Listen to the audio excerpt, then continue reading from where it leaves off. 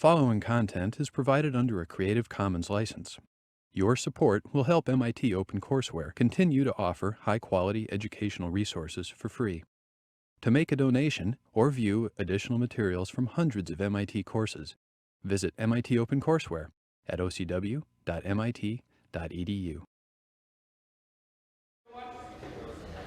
So time for a new module. We're going to have a series of lectures on shortest paths. And one of the big differences between this module and the previous one, at least from a mathematical standpoint, is that we're going to be looking at graphs that have weights on their edges. So when Eric talked about depth-first search and breadth-first search in the last couple of lectures, we had directed graphs and undirected graphs, but we didn't really have attributes on the edges. In particular, you have a much richer class of problems and applications if you allow for weights on graph edges. And these weights can be integers, they could be real numbers, irrationals, they could be negative, what have you. And for different classes of graphs and different restrictions on weights, there's really a set of shortest path algorithms that we'll look at in the next few lectures, which are kind of optimized for a particular application. So we won't do specific algorithms today, but we'll set up the problem. We'll talk about the general approach that most shortest path algorithms take to solve a particular instance of a problem. And then we'll close with talking about a particular property that's pretty important, that's called the optimum or optimal substructure property. That is a technique that most shortest path algorithms, or actually all shortest path algorithms, use to get efficient complexity. So asymptotic complexity is important, obviously, and we're always looking for the best algorithm with the best asymptotic complexity, and optimal substructure is a hammer that we're going to use to get that.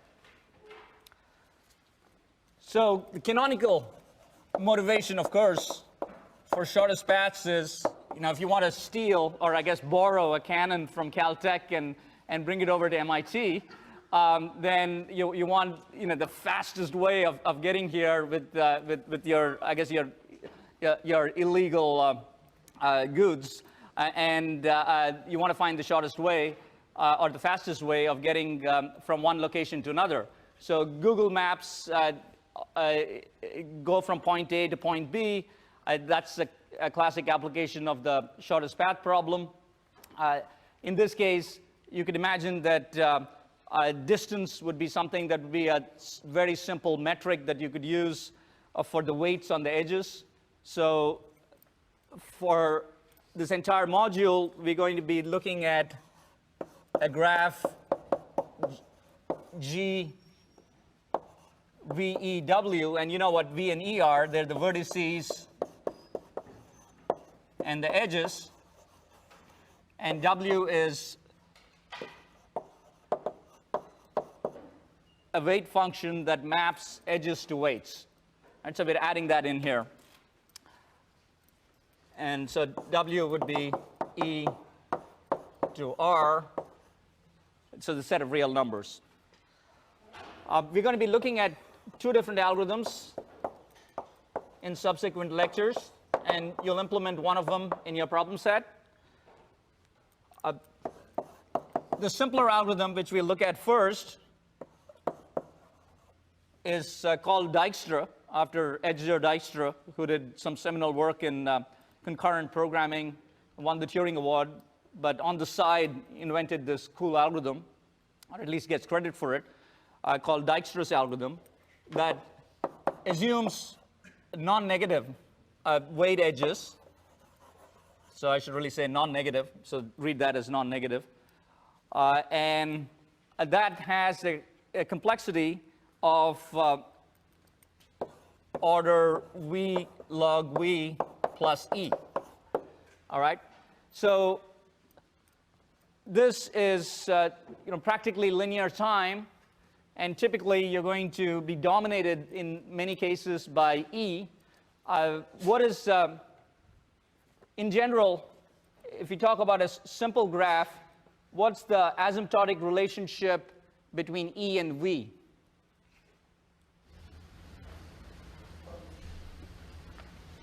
Can you relate E to V? Can you give me a bound? Sorry, V squared, thanks. That's good. So you can think of E as being order V square. And you could certainly have, that's worth a cushion. So now you can kind of imagine a complete graph. And a complete graph is something that has an edge between each pair of vertices, and that's where you'll get E being, theta V squared. Okay.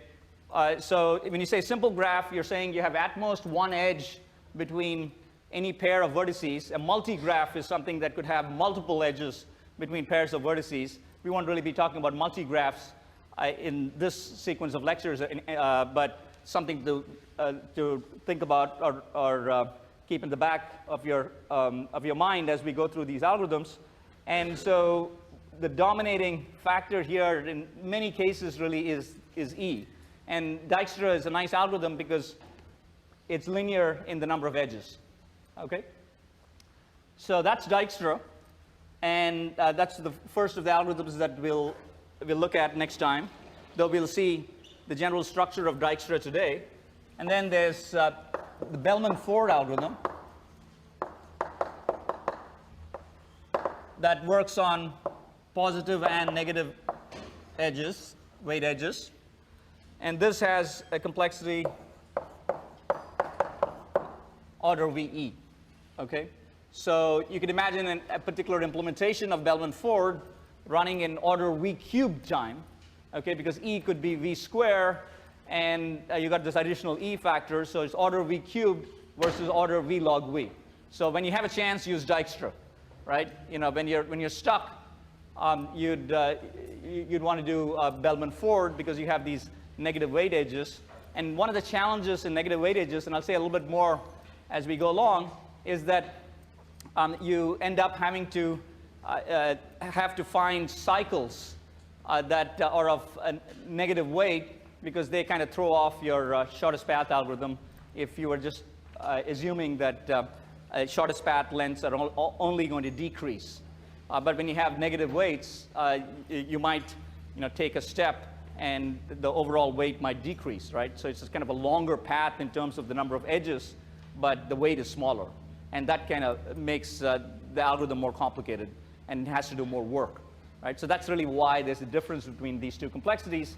And I guarantee you'll understand this much better after we're done with the lectures on Dijkstra and the lectures on Bellman-Ford. Okay? So that's the setup for the problem. That's what we're going to be looking at. Let's look at a couple of more definitions beyond what I have here with respect to just the notation. And you can think of a path P as a sequence of vertices, V0, V1, etc., to Vk.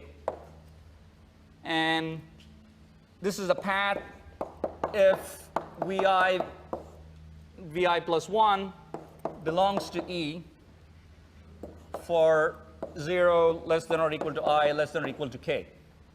Right? So a path is a sequence of edges, and each of those edges has to be in the graph, has to be in the set of edges E. And W of P, which is the weight of the path, we know about the weight of edges. Those are easy. They're given by the W function. The weight of the path is simply the summation of the weights of the edges. All right? So fairly obvious definitions, but obviously we have to get these right in order to actually solve the problem correctly. And the shortest path problem is, as you can imagine, something that tries to find a path P that has minimum weight. Okay? So in general, you have some setup for the problem, but it comes down to find P with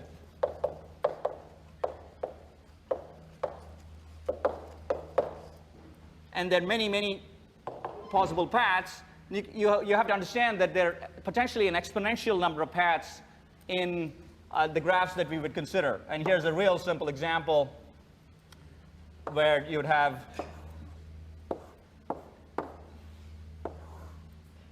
an exponential number of paths, and we'll come back to this example later in the lecture. But let's assume that all the directions go this way, and it's a directed graph.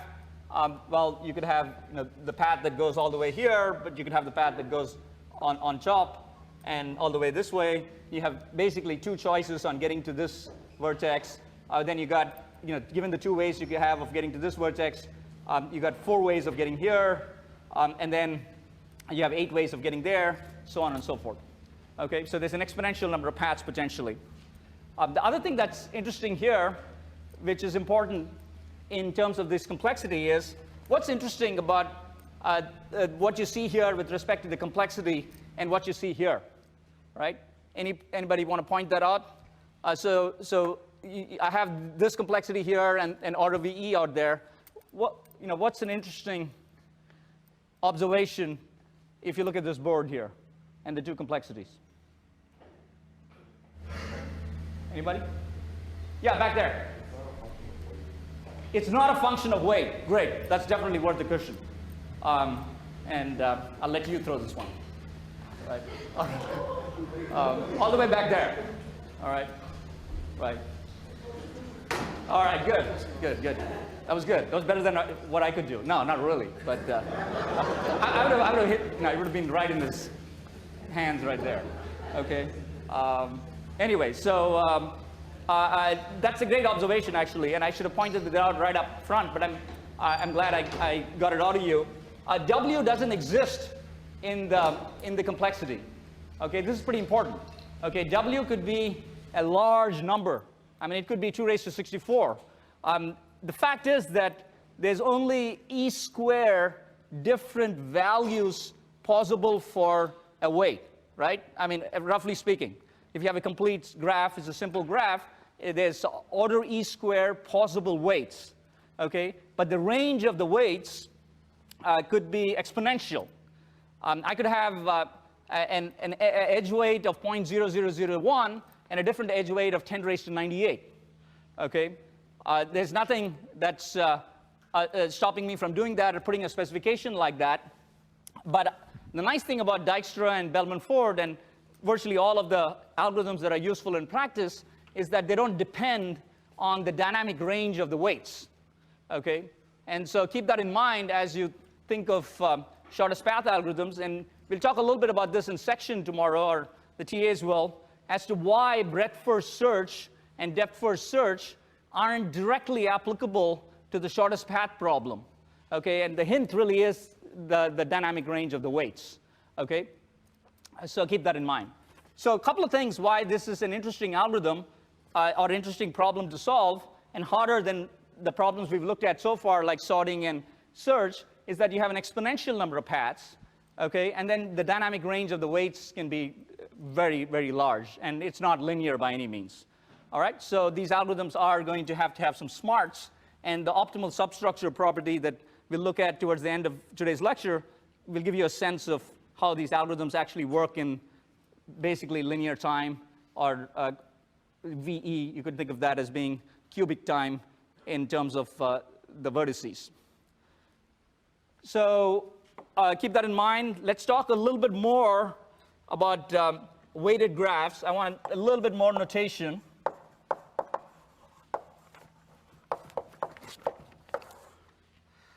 And what I have is V0 using path P to VK. So I'm going to write that to say that there's a particular path of V0 to VK.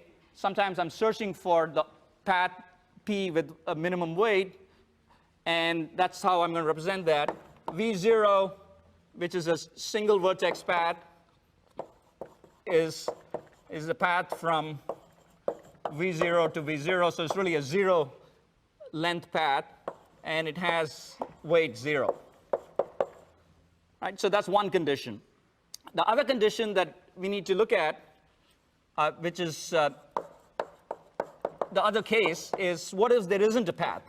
So I want to put those two things together, the two extremes, and of course all of the cases in between, in this definition of the shortest path weight. And so I'm going to talk about the shortest path, the value of the weight of the shortest path between u and v as delta u comma v. And my goal is to find delta. It's also to find the path. It doesn't help you very much if you know that there's a way of getting from here to Lexington within 14 miles if you don't know what that path is, right? So that's one aspect of it, which is you want to get the weight, but you want to get the path as well, and these algorithms will do that for you. And in particular, what we want is delta uv to be the minimum over all the paths wp such that p is in fact a path from u to v. And this is the case where if there exists any such path. And the last thing is you want this to be infinity, the weight to be infinity otherwise.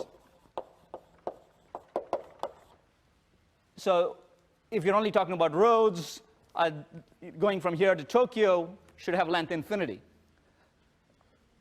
A little matter of the Pacific Ocean in between, right? So that's the setup in terms of the numbers that we want to see. If you're starting from a particular point, you can think of the shortest path length from your source as being a 0. Initially, everything is infinity because you haven't found any paths yet.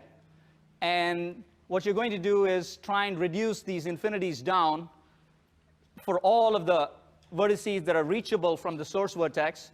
And it's quite possible that you may be given a graph where there are particular vertices or in your set V that can't be reached from the particular source that you started with.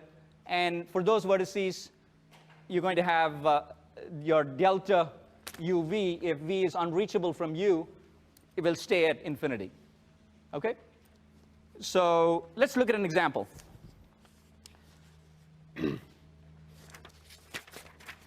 Let's take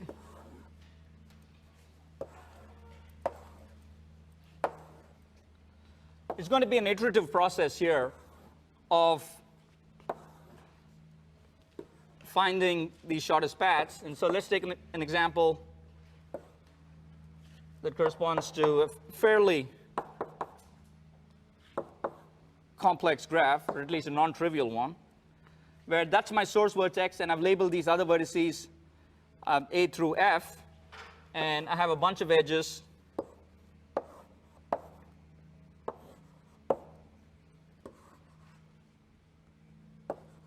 Five.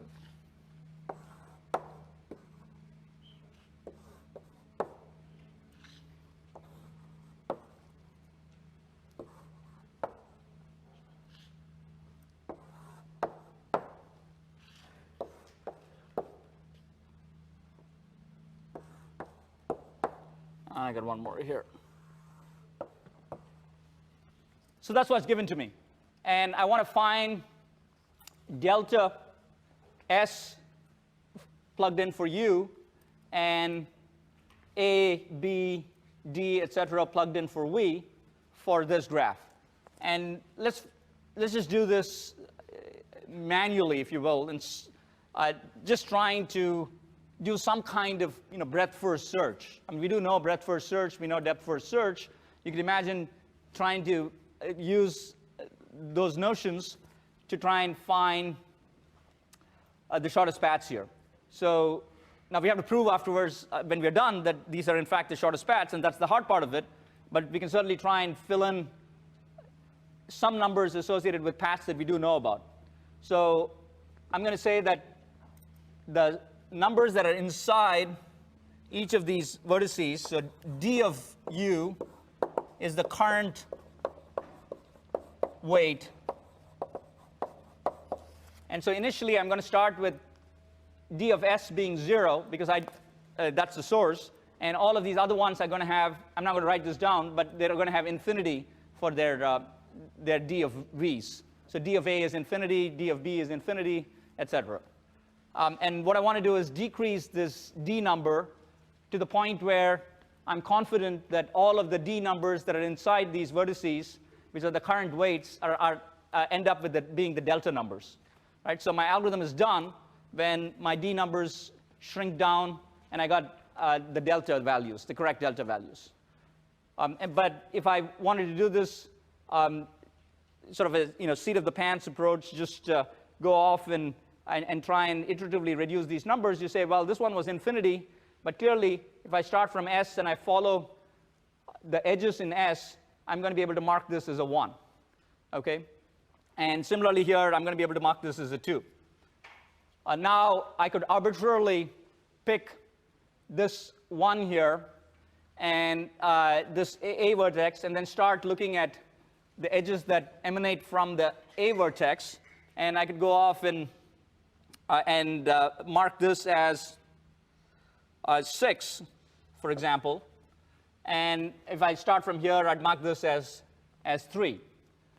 Now, is it in fact true that that 6 equals is delta S comma C equals 6?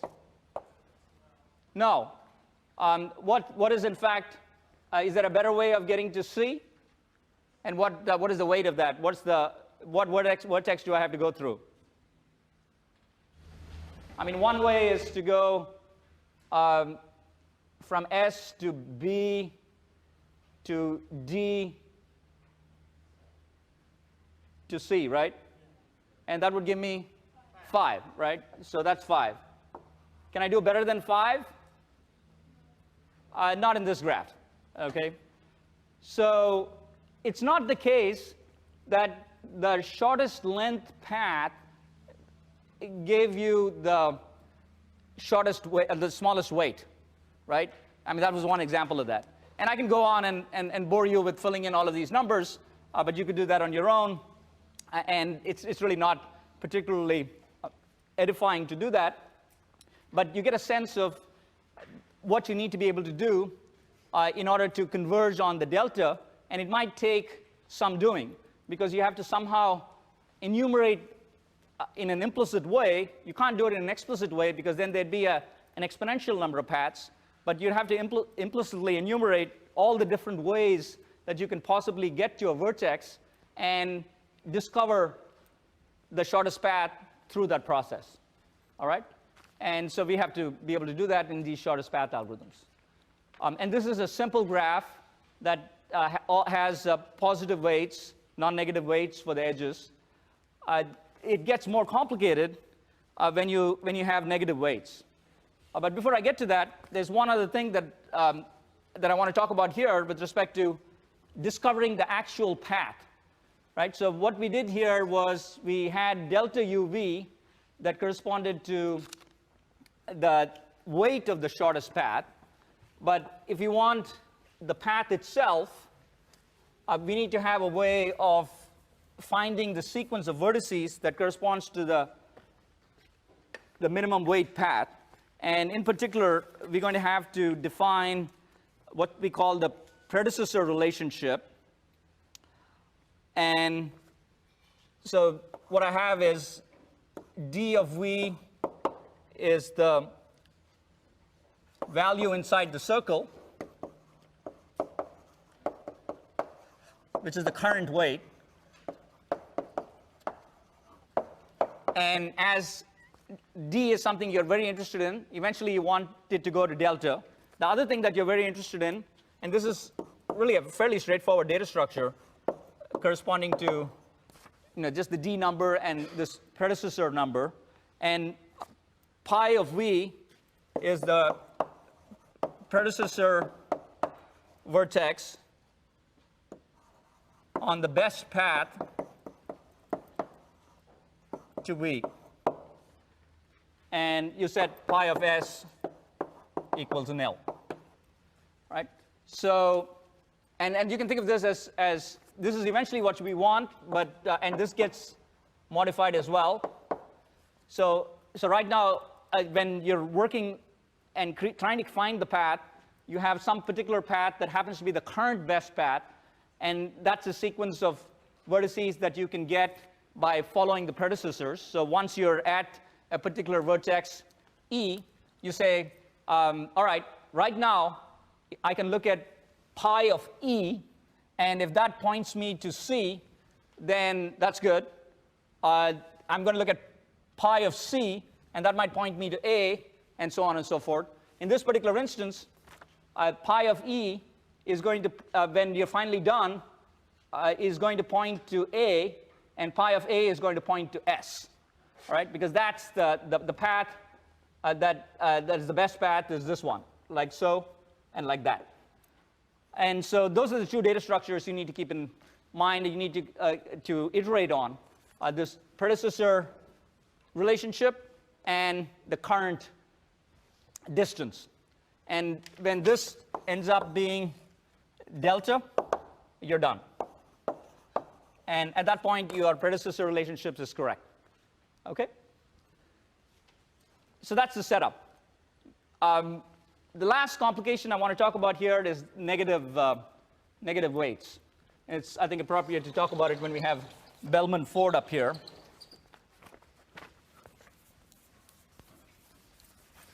Which is really the general algorithm.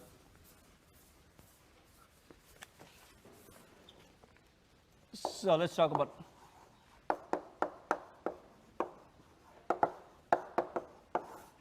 So the first question is, why?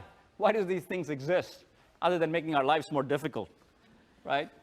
So give me an example. What is the motivation for a graph with negative weights? You know, the best, I mean, and I really would like to know. The best motivation is definitely worth the cushion, right? So then I can use it next time. Yeah, go ahead.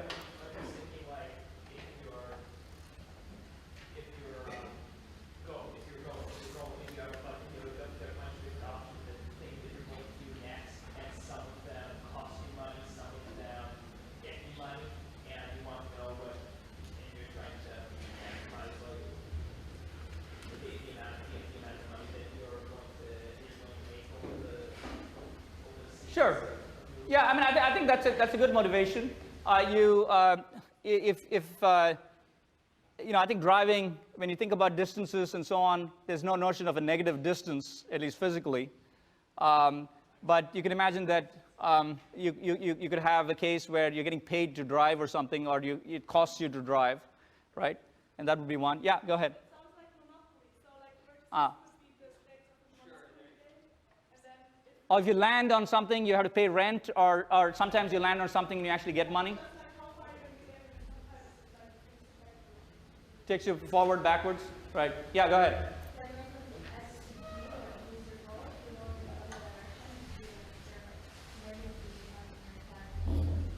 So that's actually an interesting notion. Sometimes you may want to go, and maybe in this case, you're saying it's better to take your distance metric and go further away in order to get the best way of getting there or something like that.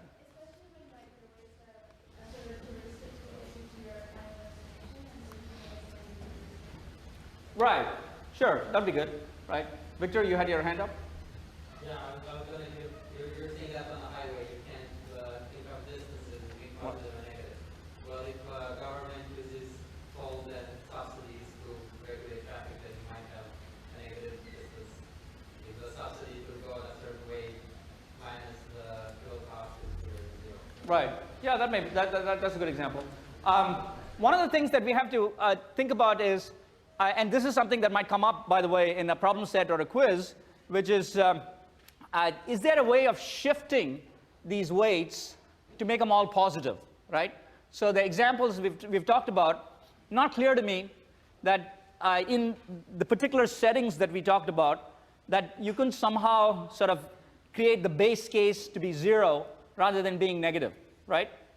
It may not be possible in a particular scenario, but if you can do that, and the reason I bring this up is, if you can do that, suddenly instead of using an order VE algorithm, if you can prove correctness that the final solution is exactly what you would have gotten for the initial problem specification, you've gone from an order VE algorithm to an order V log V algorithm. So that's a wonderful thing to do. So keep that in mind. Try and get rid of negative weight edges if you can without changing the problem specification. I saw a hand back there. Oh, no, I thought you were just asking the question if we could do that. So I was just getting ready to answer. Okay. Yeah. So that's something to keep in mind. One example that I think has come up here, which came up I think the last time I lectured, was imagine that you're driving and there are all these advertisements and you get paid to drive on a freeway. So the reverse toll, right? I mean, it's a reverse toll because you get to go there and you have to see all these ads, right? And then I guess you drive pretty fast through those ads, but you have to go through, and so you get paid to go through those particular roads. And then what about social networks? I mean, there's liking people and disliking people. I mean, that sounds pretty, that's negative and positive. One can imagine that social networks would have positive weights and negative weights. I'm surprised, one of you, I mean, I don't have an account on Facebook, but presumably you guys do. So think of what's the, yeah, that's right. Well, I'm not sure how this works, but you guys figured it out. So why, reverse tolls, social networks, lots of things. Even if you're not convinced by the motivation, I will spend the whole lecture talking about Bellman-Ford. Okay, so that's just so that's clear. Okay. So the issue with the negative weight cycles is something that is worth spending a minute on. And I talked about the fact that you had an exponential number of paths, and that causes a bit of a problem, even in the case where you have positive weights, and I will revisit that example. But here's the even worse problem that corresponds to negative cycles. So eventually you want to terminate. The faster you terminate, and if you can talk about asymptotic complexity, obviously that means that you've terminated within a worst case bound of time. And if that's exponential, that's bad. You'd want it to be small. But what if you didn't even terminate, right? So suppose you have something like this, where you have a graph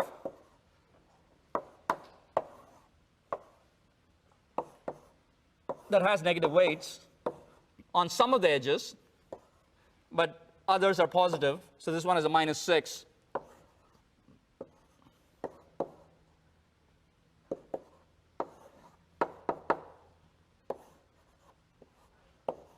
I think I got those right. So 2, 4, -6 over here, 3, 2, 1, and -2. So one thing that you notice from this graph is that you got this annoying cycle here that's a negative weight cycle, and that's why I've picked this particular example. -6 plus 2 is -4, -4 plus 3 is -1.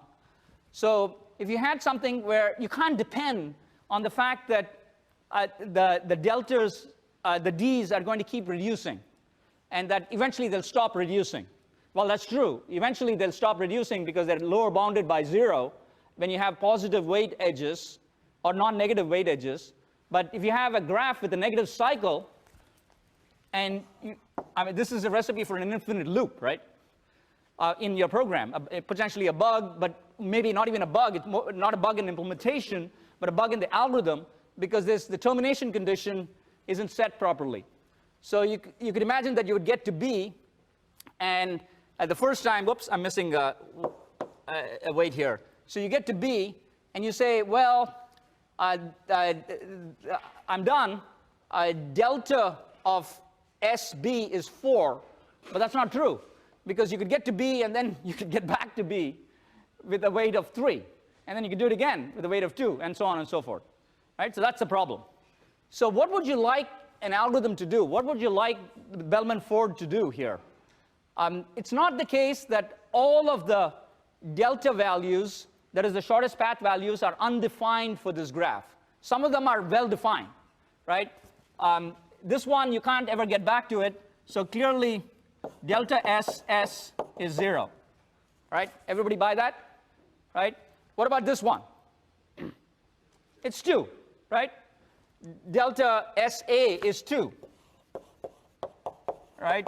And everybody buys that because there's no way you don't touch a negative weight cycle. You in fact don't touch a negative weight edge, but more importantly, you don't touch a negative weight cycle in order to get to A, and there's no way of touching that. On the other hand, anything that's in here, you could run many times, and you could end up with whatever weight you wanted. There'd be a minus infinity weight, right? So what you want an algorithm that handles, in particular, negative cycles, which are the hard part here, right? Negative weights aren't the hard part if you can't run through these edges more than once. It's actually the negative cycles that are hard. And the negative cycles are going to make shortest path lengths indeterminate, but not necessarily for every node in the graph, like this example shows. So what you want your Bellman-Ford algorithm to do, or your shortest path algorithm that handles negative cycles to do, is to finish in reasonable amounts of time, order VE will take, and give you the delta numbers for all of the vertices that actually have finite numbers, and then mark all of these other vertices as being indeterminate, or essentially minus infinity. Okay? So that's your termination condition. It's different from the termination condition if you simply had non-negative edge weights. All right? So remember, it's cycles that cause a problem, not just the edges. And you have to do something about the cycles, but they may not affect the entire part of the computation. So if you don't know that you have a cycle or not, then you end up with having to use Bellman-Ford. And so that also tells you something which is interesting, which is Bellman-Ford has to detect negative cycles, right? If Bellman-Ford couldn't detect negative cycles, then how could it possibly be a correct algorithm for the arbitrary case? So Dijkstra doesn't have to do that, and that's why Dijkstra is simpler. All right? So let me talk about the general structure of shortest path algorithms, and the two important notions that I want to talk about here are the notion of relaxation, which we sort of did already, but when we ran through this example, but I need to formalize that. And then we'll go back and revisit this exponential graph example. So the general structure of shortest path algorithms are as follows. We're going to initialize for all u belonging to the vertex set. We set dv to be infinity, and we set the predecessor to be nil. And then we'll set d of s to be 0. We're talking about a single source here. We'll set that to be 0. And what we're going to do is essentially repeat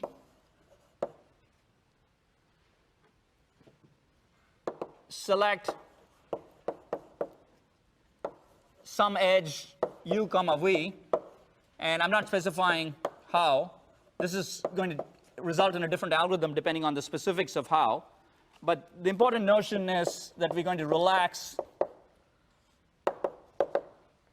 edge uv.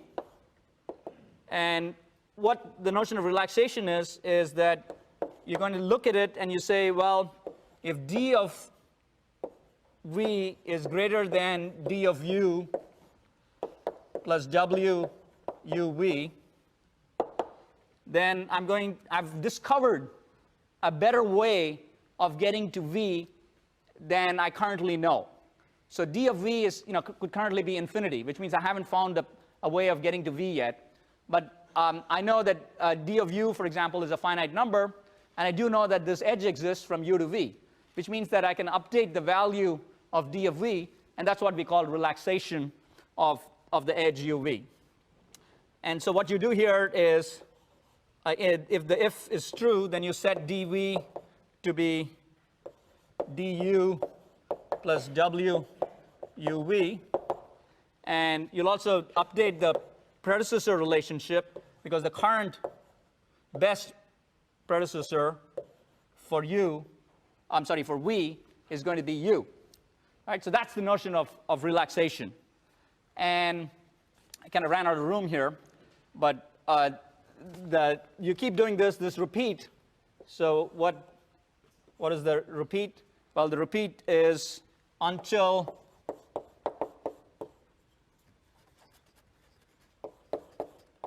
all edges have d of v less than or equal to d of u plus w uv. Okay?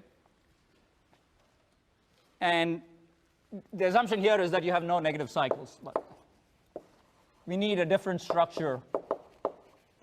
The notion of relaxation is still going to be relevant, but don't think of this structure as being the structure that Bellman-Ford uses or algorithms that can handle negative cycles use.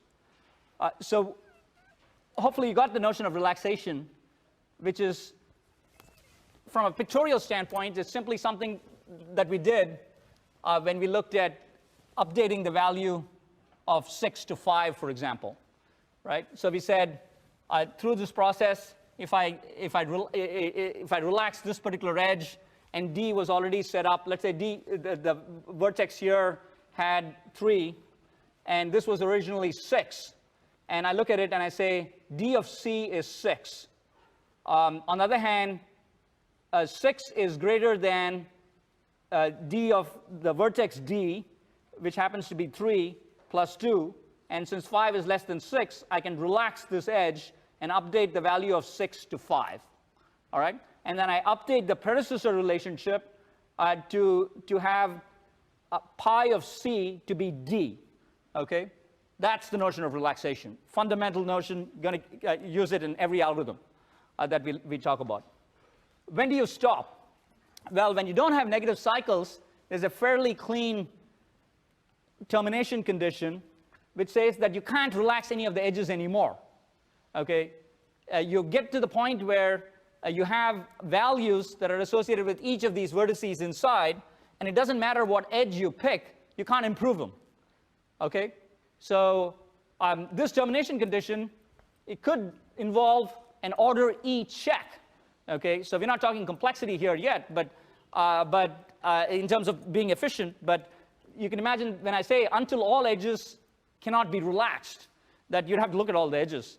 And if any one of them can be relaxed, it's possible that another one could now be relaxed, right? So you got to keep going until you get to the point where none of the edges can be relaxed, all right? So this is a brute force algorithm, and it will work. It'll just be slow, okay? It will work for no negative cycles, and if you just kind of randomly select these edges and just keep going, I'll give you an example where it works pretty badly in a minute, but this is an algorithm, right? So I guess I lied when I said we weren't going to give you an algorithm. It is an algorithm. It's just an algorithm that you never want to implement. You do want to implement the relaxation condition, but not this random way of selecting edges and having this termination condition that it in of itself is an order E check, okay? And one of the reasons why you don't want to implement this algorithm is coming up shortly in our exponential graph example, but let me make sure that people are on board. Any questions about the general structure, relaxation, anything? Are we good? Okay. So you guys, you know, I walk away from lecture thinking I've given this spectacular lecture and everybody understands, and then Victor tells me when he shows up in section in the morning, he says, you know, did people understand graphs? And everyone says no, right? Or did people understand X? And people say no. So at least tomorrow, tell Victor that you understood, okay? Whether you did or not, okay? So then I feel better. So. That's gonna make my life really easy. Yeah, right. So good. Well, you probably like hearing stuff from Victor better than me anyway. That's the secret here, right? So All right, so one of the reasons why you don't want to implement this algorithm is precisely this example that I put up. And this is a really neat example that I like a lot because it points out two different things. It points out that an exponential number of paths in a graph could cause a problem with this algorithm. The other thing that it points out is that we got issues with the weights of edges. One of the nice observations one of you made earlier on is that we had these neat algorithms that did not depend on the dynamic range of the weights. So let's just say that I in fact had an exponential range for the weights. And now 4 isn't exponential, but at some level you could imagine that it's exponentially related to 1 or 2. And the point here is that if I created a graph that looked like this, where I have V4, V5, V6, V7, V8, and it had this, this structure, then I'm going to end up having something like 2 raised to n over 2 weight if I have n vertices in this graph, or at least the dynamic range of weights is going to be 2 raised to n divided by 2. Everybody buy that? Right? So think of this graph as being a fragment of this large graph, where n could be 100 and the weights could be 2 raised to 50. And 2 raised to 50 isn't a number that we can't handle on a computer, right? It's still less than 64 bits, right? So it's a perfectly reasonable example, right? And we talked about multiple precision arithmetic, infinite precision arithmetic, so we can handle arbitrary numbers with arbitrary precision. So there's nothing that's stopping us from putting square root of 2 and all sorts of things. We won't do imaginary numbers, but you can imagine putting numbers with high dynamic range as edges in a particular graph and expect that Dijkstra, assuming that all of the edges are non-negative, that Dijkstra should be able to run on it. Okay? So what happens with this example? Well, with this example, here's what happens. Let's say that I ran this algorithm, and initially I just follow this chain here, okay? And I get, this starts with a 0, and this is a 4, because I get there with 4. This one is 8, and this is 10, and this is 12, 13, 14, okay? And that's the initial pass. That's the selection. What ends up happening is that you could now relax this, you see 14, and let's say you relax this edge. You see that 12 and 14, you turn that into 13, right? And then when you relax this edge, this turns into 12, okay? So you go through that process. Now this one stays 12, but now you relax this edge, and so this 12 becomes 10, and then when this changes, you need to if you relax this edge first, then this 13 is going to become 11, or it doesn't really matter. This becomes I guess 11, and is that right? Yeah, this is 11, and that's 11 as well. It might start out being 12 if you relax this edge and that edge, so you might go to 12 to 11, and so on and so forth. So for a pathological ordering, I won't belabor the point, but you see that you're going 14, 13, 12, 11 with a bad ordering that corresponds to the selection of the edges, okay? And so if the overall weight here and the overall weight here, when you start out with, is going to be order 2 raised to n over 2, okay? And you could be, in this particular graph, relaxing edges an exponential number of times in order to finish, okay? And so the number of times you relax an edge could be of the order of the weights that you start out with, and that makes this algorithm an exponential time algorithm. So clearly we have to do better than that when it comes to Dijkstra, okay, or Bellman-Ford. So how are we going to do better than that? Yeah, question back there. Is there an issue that we're starting at the rightmost node and way back? And like, what if we Oh, You're exactly right. There's an issue with the ordering that we've chosen. Okay, but what you have to show is that for any graph, that the particular ordering that you choose will result in v log v plus e, and so on and so forth. So you're exactly right. I mean, it's an issue with the ordering we've chosen. This is a pathological ordering. It's just meaning to say that we have to be careful about how we select. Okay, if you select it wrong, you got problems. All right, and so the purpose of next week is going to be how do we select these edges properly. Okay, and so I leave you with this notion of, very simple notion of optimum substructure using two very simple theorems that you can prove in literally a line of text. And the first one says as subpaths of a shortest path are shortest paths. Okay? And all that means is if I had V0 and I went to V1 and I went to V2, and these are paths here. So this could be P01, P02, P03. And so there are many vertices potentially between V0 and V1. And if you tell me that V0 through V3, the concatenation of P01, P02, and P03 are a shortest path,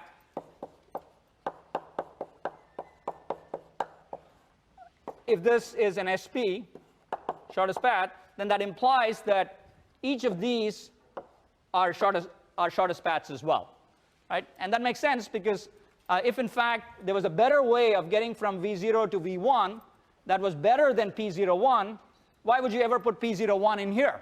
You would use that better way, right? So very simple. That's what's called the optimum substructure property. And this notion of the triangle inequality is also related to that. And that simply says that if I have something like this,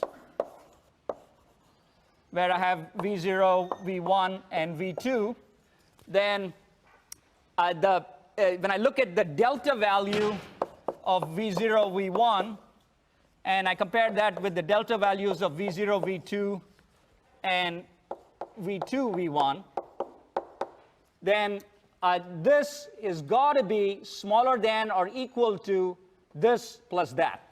Okay, and that again makes sense because if this plus this were smaller than that, well, remember I'm talking about paths here, not edges. And the better way of getting to V1 would be to go through V2 rather than following this path up on top. Amazingly, these two notions are going to be enough to take this algorithm and turn it into essentially a linear time algorithm. And we'll do that next time.